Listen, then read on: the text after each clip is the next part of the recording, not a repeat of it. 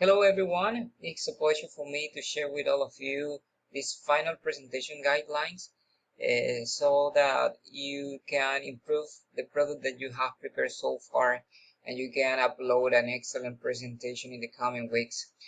Well, the first news that you need to know is that we're not going to have like face-to-face presentations, because of the situation of the coronavirus.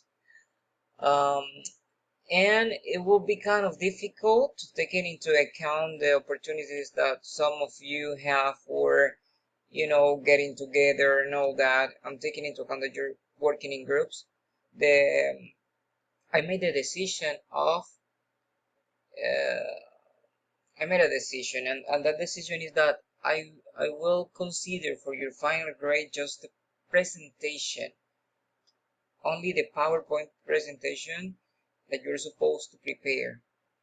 Based on that presentation, I will grade or assign that final grade. So the product that you must prepare must be a high quality product, okay?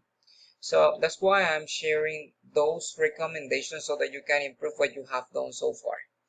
So far, the products that I have checked in some groups are really good, and I have given some suggestions to improve those products, and I hope that you have followed my suggestions. So let's start with the content of that presentation. That presentation must include the following items. It is mandatory that you include the following items. First, I need to see a presentation slide where you include a topic the topic that you're going to talk about, and basic information about presenters. Make sure you write appropriately, correctly, the full name of the presenters. Also, it is necessary that you include an agenda or content for your presentation. Then you need to state an introduction, and now we're going to check what are going to be the characteristics of that introduction, the main goal of your presentation, the development as such, and you will finish your presentation with a conclusion. So let's start talking about each item. The introduction must be catching. The aim of any introduction in any oral presentation is to catch the attention of the audience. Who is going to be the audience this time? Well, your teacher. So think about your teacher. Make sure that you can catch my attention, because I will be the audience this time. One, or the presenter may start with a question or starting fact, an experience that you have had, or a prominent statistic. The idea is that you catch my attention. A well-planned introduction also motivates and stimulates the listener. So it must be interesting for me, since I start reading the first part of your presentation that is going to be your introduction. It must be catching, so make sure you can catch my attention. The main goal or the main purpose of your presentation might be different, so it depends on you as a group. Some groups can, for example, give just or present just information, or some others might have the intention of persuading the audience or persuading me to act in a different way or in a certain way, or to change some habits. Well, goals might be different, okay? But the main idea is that that goal must be specific, must be clear, must be achievable along the presentation, and must be relevant too, okay? Well, let's talk about the development. The development of your presentation must be between 6 to 8 minutes, as I told you since the beginning of the semester.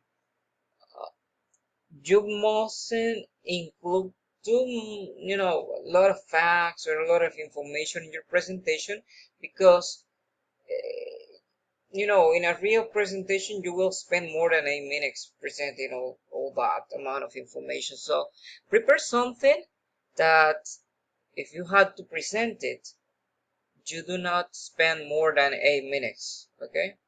But make sure that you include enough information to have a presentation of at least 6 minutes, okay? Take into account this time to prepare the material that you will include in that presentation. That information, the information that you include in that presentation must have some characteristics. The first characteristic is that it must be clear. Besides that, make sure that you don't make any grammar mistakes or spelling mistake in the information that you include in the different slides that are part of the development of your presentation.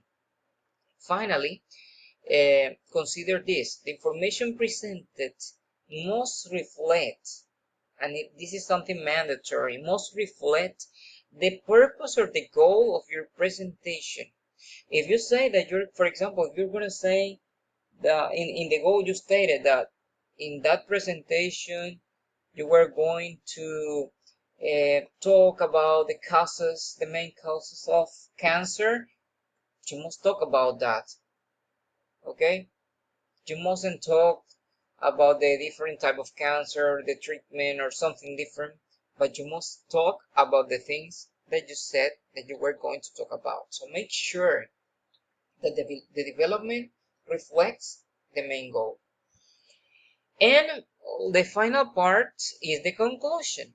In a good conclusion, the presenter should restate or say it again with different words the main idea or the main goal that you stated in your presentation. The presenters can also state their opinion, their personal opinion, or they can try making predictions, or even if they're talking about a problem, they can offer a possible solution to that problem, a possible solution that is related to the topic explained. Okay, so students, in general terms, those are the considerations that you need to take into account to improve the product that you have so far and upload an excellent presentation before the due date for, presenting that final assignment that you have this semester. If you have any question, any doubt, remember that you can send me an email and I will be, giving you an answer as soon as I can. Thank you very much.